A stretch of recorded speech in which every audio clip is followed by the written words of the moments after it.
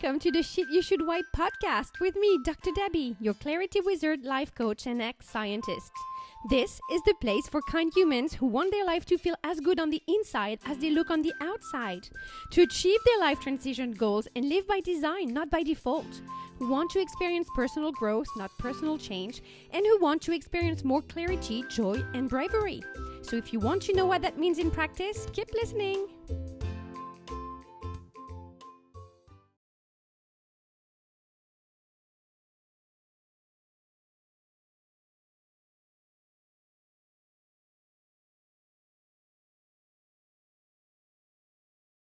Welcome back to the Shit You Should Wipe podcast. So today we're here with Andrea, a dear friend of mine and thriving sister, who happens to be an image architect and the owner of Fashion Your Life. Andrea, how are you today? I'm doing good. Every time you say shit you should wipe, I laugh because it's so awesome. Thank you. Thank you for having me. You're welcome. So I invited Andrea today to talk about professionalism, not only because she uses her expertise to help professional women, but because I know Andrea a little bit, and I know she's also a great example of someone who's wiped professionalism for authenticity. She was briefly my client, so I know, for instance, that Andrea likes to start her days a little bit slower and a little bit later than other people.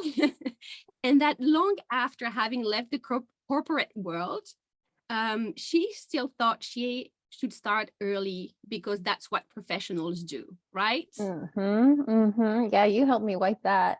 Yeah. So I think of you as the perfect, imperfect ambassador for wiping professionalism for authenticity. Thank you. Okay, so before we start, I am sure people are wondering what an image architect is.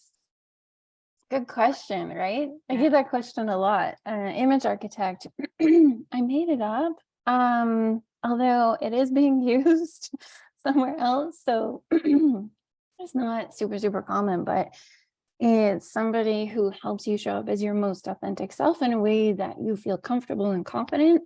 And I primarily work with high profile professionals. And that's why it's an image architect, because it speaks to those people, right? Like,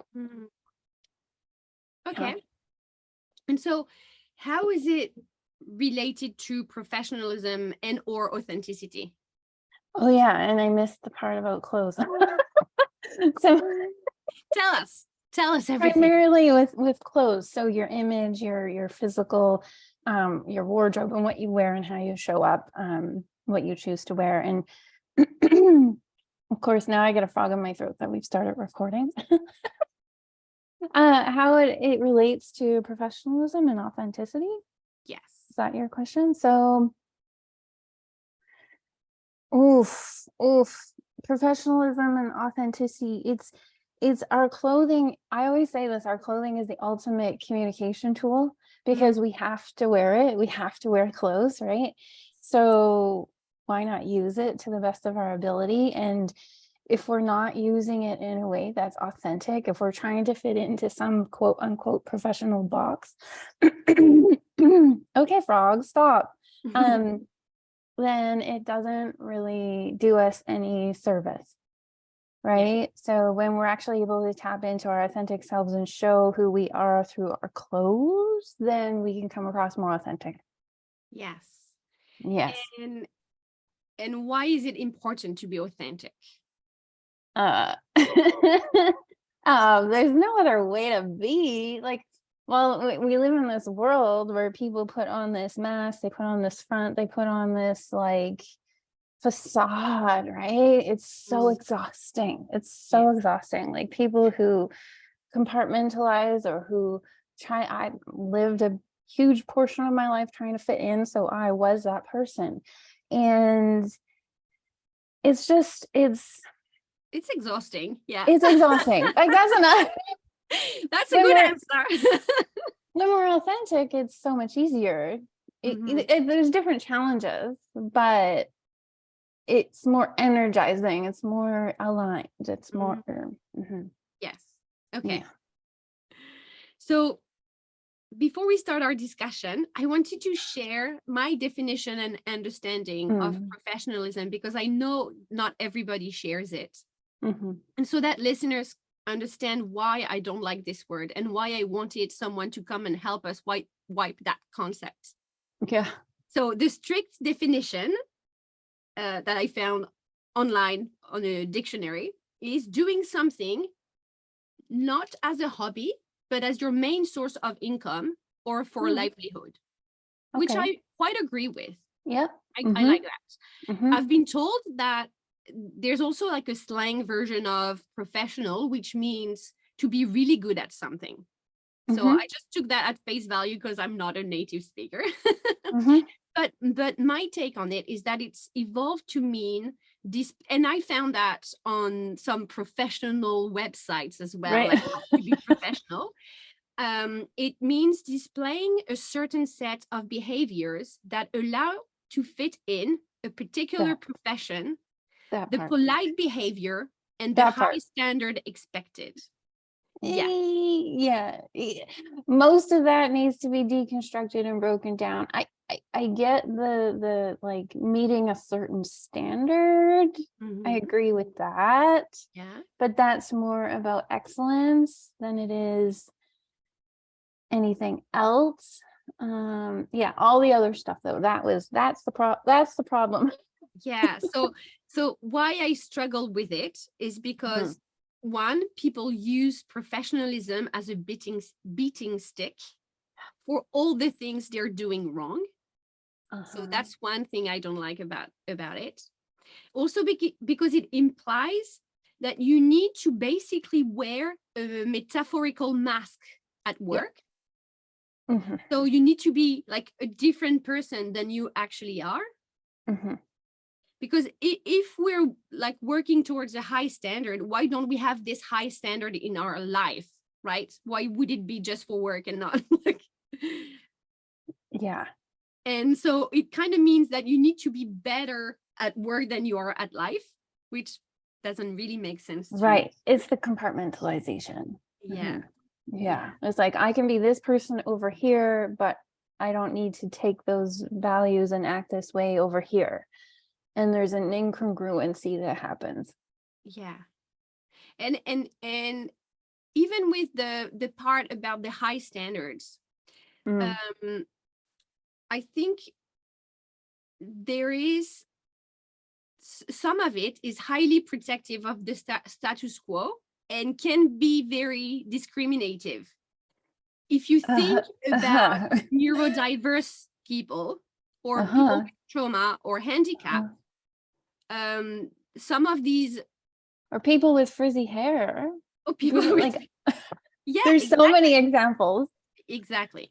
Yeah. So some of these standards, they're really not inclusive. They shift us towards one way of being. That's the standard. Yeah. Well, they essentially, that standard comes from corporate, I'll say corporate America, corporations. Yeah. And that comes from the patriarchal model. So yeah. Yeah. So we agree. Yeah. Perfect. So the goal of this podcast is to identify things to wipe and ways to wipe them. So now I'd like us to discuss ways to wipe things that are in the way of being more authentic. So could you tell us a couple of things or beliefs or shifts that we need to make today to access or to make room for more authenticity? The three things to wipe. Yeah. or just two. The first one you had mentioned is to redefine professionalism. Yeah, so you touched on like how it's defined in that professional website or whatever, and our take on it. And for me, it's something I've challenged people on a regular basis. When they say professional, I'm like, what does that mean? Just like, Exactly. what does that even mean? Because that tells me that there's some sort of a block, like you said, the metaphorical mask. And so it's important to look in and inquire about what you actually mean by professional. Dig a little deeper with that one, because as you just exemplified, the meaning isn't serving us. It's not doing us any good. And when we redefine it, we get to own it. And especially now, because like, I'll throw this in here. I'm consistently hearing everybody's exhausted. We are exhausted about coming up against challenges and hurdles when like we have enough resilience. We don't need any more challenges. We just need the opportunities, and we need to, like, we're ready to go. And by we, I mean mostly women. And as women, we are here to change the world. And we are finally in this point in time where that shift is starting to happen.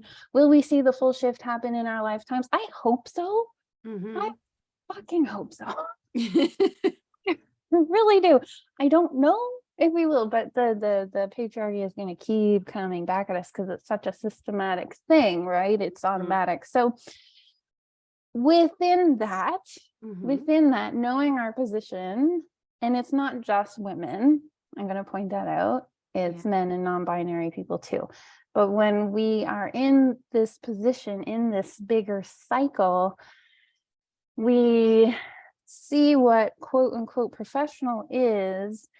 That definition of professional does not work for what we are creating. We are not vying for a seat at that table. We are creating our own table. So our table is going to look different.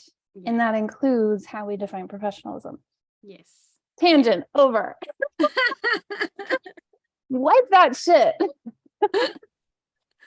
The second point is really an example of that. So like, what I always thought, even because I worked in corporate fashion environments, so every time I went to a different company, basically my whole wardrobe would change because I was trying to fit in. And I didn't allow myself to let my own style shine through, even though I always knew what that was. And I was trying to fit in. I was trying to, be the good girl, all that stuff. And why that happens, and I see this happen in even more like professional corporate environments. Like fashion's probably the least professional of the corporate environment, but it was still happening then.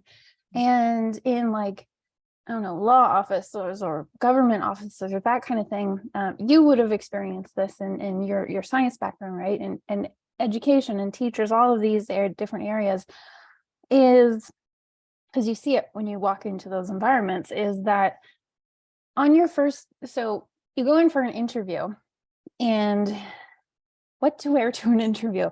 One of the most stressful things, right? You wear what you think they want you to look like, right? And then you gauge how accurate you were with it when you're at the interview. And then on your first day of work, provided you get the job, you adjust what you wear to better match that environment. This happens. This is just how, like, it's ingrained in us to do this. So, and if you don't, there are always exceptions. And then if you don't, there are, it's only a matter of time before we eventually fall into that way of dressing. So the pre-COVID, there was the polyester pants and blousey shirt that almost every woman wore in a corporate environment. And it was what I call the uniform, right? And it had no personality. It had nothing. It had no identity of the person. It was just to fit in. And then COVID happened. And then people were working from home. People were working in their PJs and their sweatpants. And I call it it's like COVID shifted everything. And countless times I heard women say, I'm looking at all that stuff in my closet and I never want to wear it again. I want to get rid of everything. I don't even want to look at it. It makes me feel a certain way. And a lot of it has to do with body and weight. A lot of women's bodies changed as well.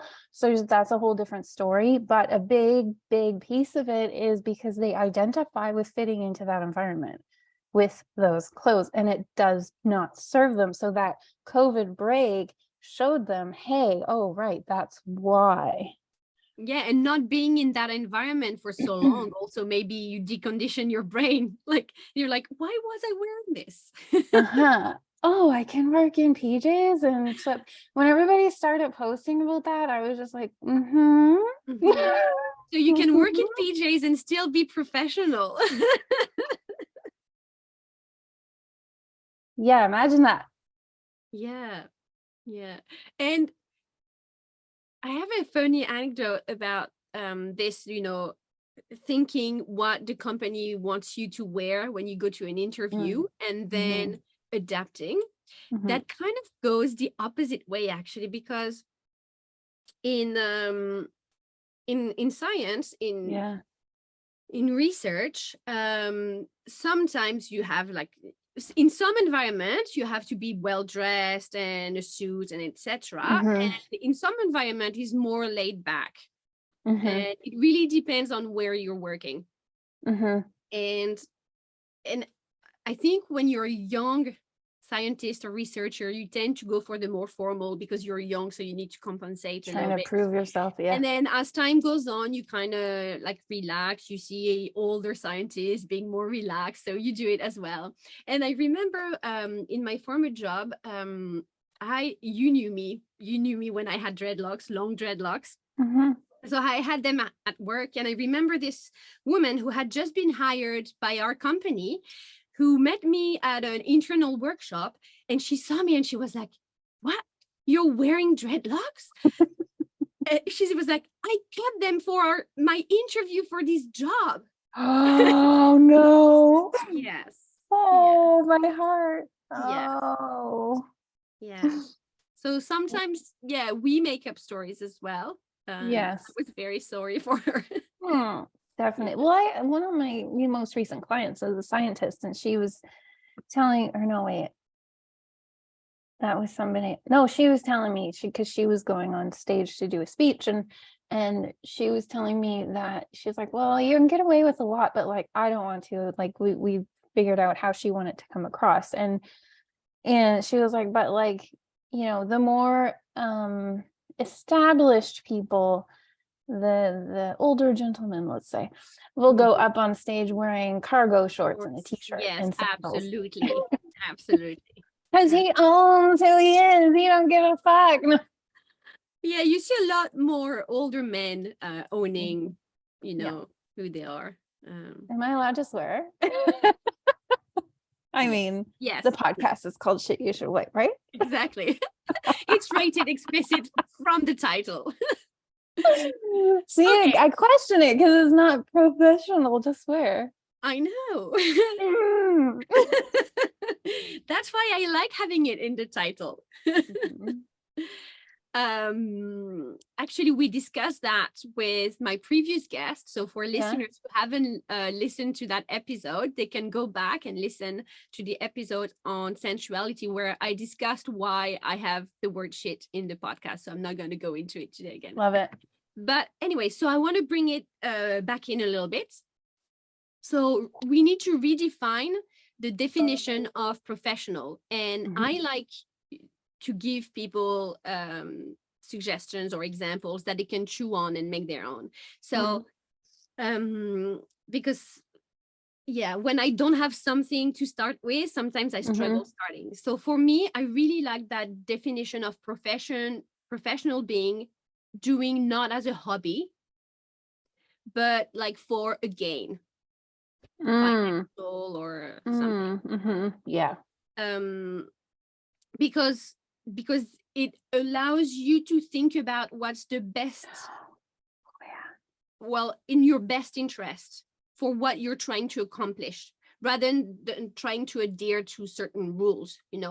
For instance, it's very well documented that there's a lot of entrepreneurs who are ADHD or autistic, and they still make it.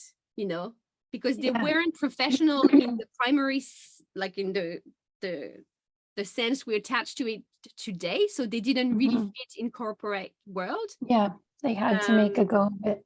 But they were professional enough to have their own business, run their own business, and some of them become very successful, right? Mm-hmm.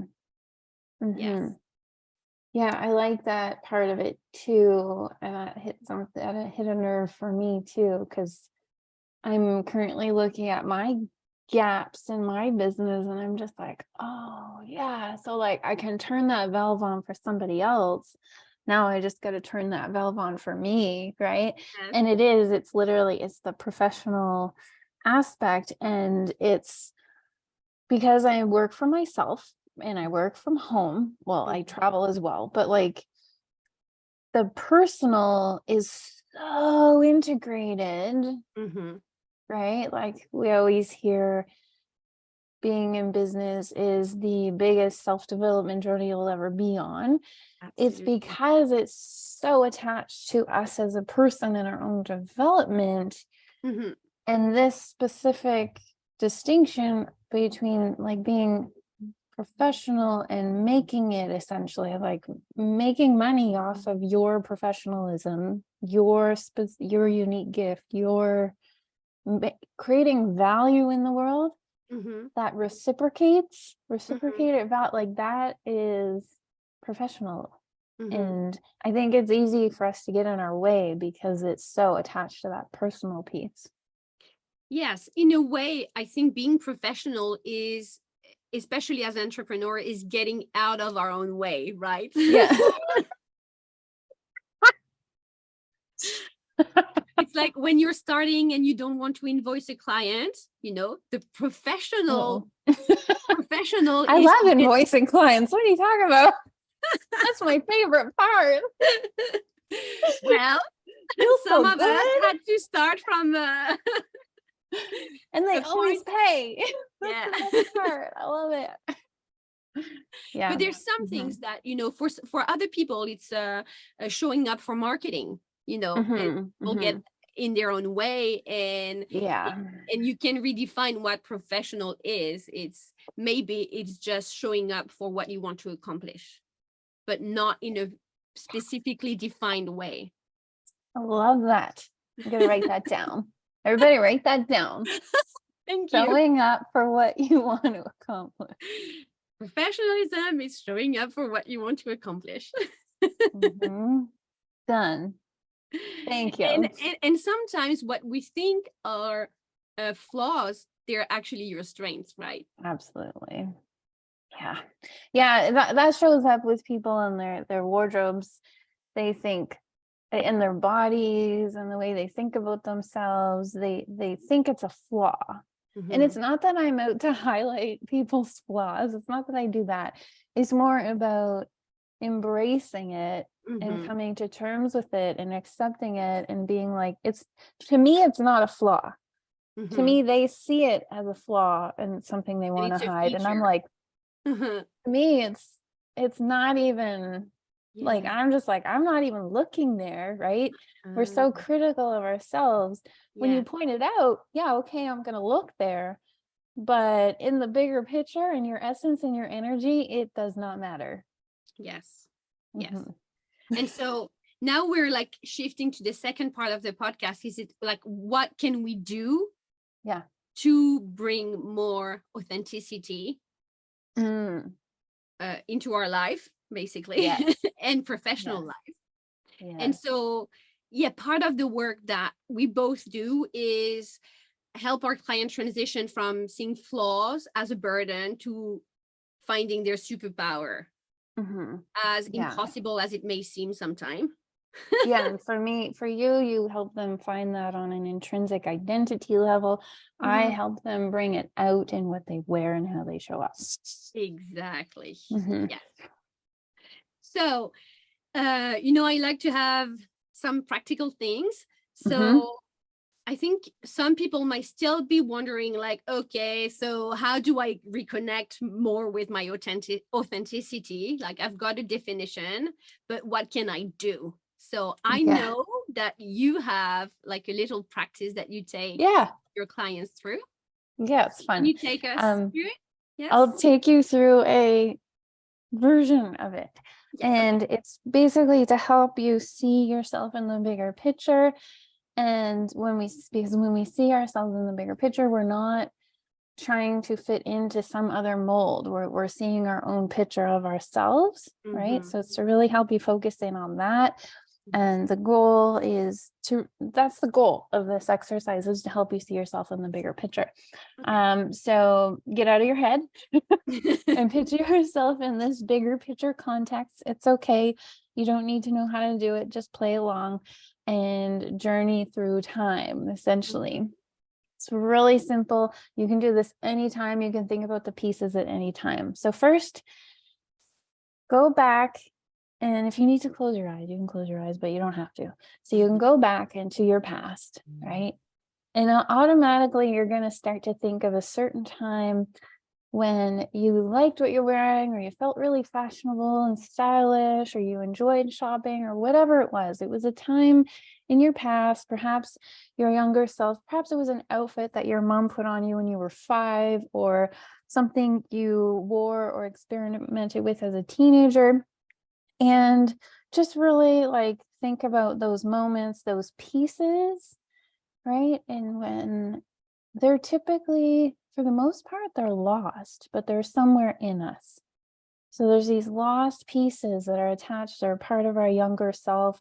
They might be attached to their inner child, or even their shadow self. But there's pieces of our style and our wardrobe and outfits or things like that we have worn in the past when we felt really good.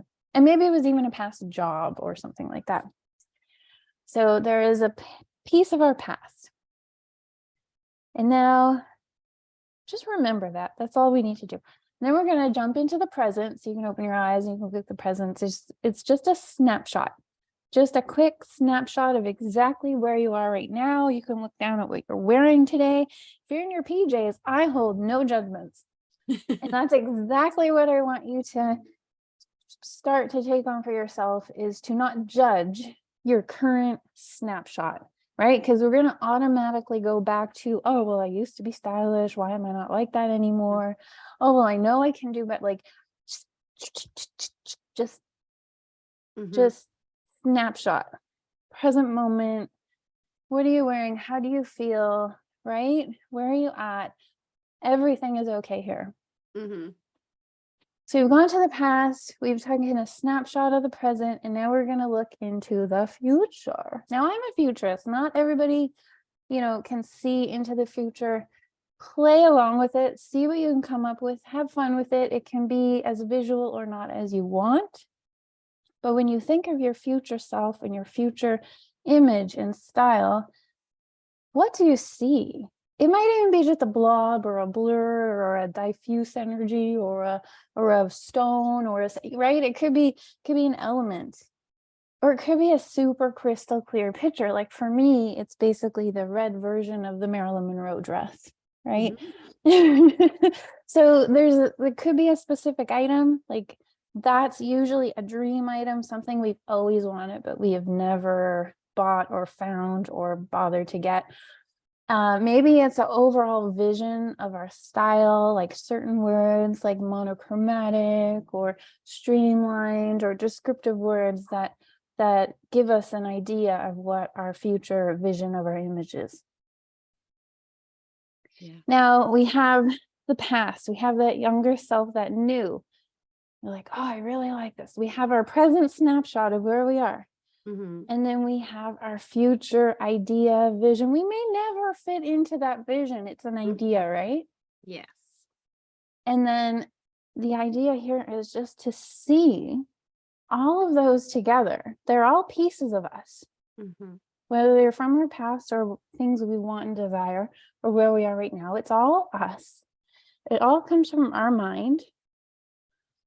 And this is where we can start to see the bigger picture of ourselves, and we can let go of any labels, because we have been a lot of different things in our lives, and we will continue to be a lot of different things in our lives. right? We are never one thing. Yes. And allowing ourselves to have those things that we have denied or that we have let go of, even just considering allowing ourselves to have those things, that would be okay, that would be safe, that would bring us joy and happiness. Yeah. And this is where the journey of self-discovery comes in. This is where we can bring ourselves and our personalities and really play with fashion and style and exactly what we wear every day. Yes. That's it. Okay. So from this past, present, future, you get an idea of what you like, and that gives you a bigger picture of what your style might be, your like true style, authentic style, I want to say might be. Yeah. Because you start to see yourself outside of, like, we usually get honed in, like maybe we're stuck in the past of some idea of who we used to be. Maybe we're stuck in like, oh, I need to be this thing, but I'm not there yet. Or maybe we're stuck in the that I don't like, the present like isn't where I, and it's all of it. It's all of it. It's I like that. It gives me for me, obviously, you won't be surprised. It gives me confirmation that I like colors. especially yellow. Especially yellow, but interestingly, when I was a teenager, I was way more into purple and pink. Well, And those all go really nice together. True. And those like hippie overalls with like a purple, pink, and those black lines that have like swirly, jazzy, funky. Exactly. That was my teenage. Look at it coming out in your personality now. You see me today. I'm a bit more sparkly, a bit more. And still for me, it's too. I know it's quite expressive, colorful, and shiny, but it's still a bit too strict for me. Like if I put my critical mind on for today, I find it too. Yes, I don't have other words. Strict. What you're wearing. Whereas in the future, I see a continuation of this that is more flowy. That's the word that came up. I saw some things flowing. That makes sense. Still with colors and flowers and stuff, but more flowy. Well, you're starting with the bangle and the ring, the red and the accessories. That's Oh, thank you very much. I really liked this You're exercise. Welcome. Yeah, hopefully it brings people into a bigger picture perspective of who they are so they can start to play a little bit more. Yes, and maybe go dip a little bit in the past and in the future to try some things. Yeah. You're like, oh, right, I used to do that. Oh, right, I used to try that, right? Like, it's like, oh, I want to. Let's just play with it. Yes. Yeah. Okay. So I want to recap a little bit what we've talked about. So let me go back on my notes. So the main thing we want to wipe today is professionalism, or the current meaning we put onto professionalism. And we want to bring in authenticity. And authenticity is bringing those part of you that you might be denying, but that might actually be your superpower, that might actually be who you are, and that are going to help you be more professional in the way that is going to help you show up for the things that you want to achieve. People talk about their niche or their unique selling, like that's exactly what that is. Yeah, I love that. And so we've talked about redefining professional, redefining what our attires might be, and you also gave us like a good little exercise that we can practice anytime to reconnect with our authentic fashion, our authentic selves. So I hope that it's going to help our listeners, right, to reconnect with their more authentic selves. Me too. And of course, I think listeners have heard that we've been talking about clothes and fashion, but that it's also like multi-leveled. Of course, I'm going to spill the beans here, but the work is not just about the wardrobe. No. And Andrea is taking one aspect of your life that you really want to work on to help you start your self-discovery journey, basically. And I think that's what most niche coaches do, right? That's what I do as well. We discuss their professional goals or life goals as an entry point for self-discovery. It's just the main. I find a lot of the people that come to me have been doing the work on some other level, and then they're ready to address it on the exterior. Oh, yes. Mm-hmm. Yes. Yeah. Because sometimes we need different entry points, right? Yeah. Yes.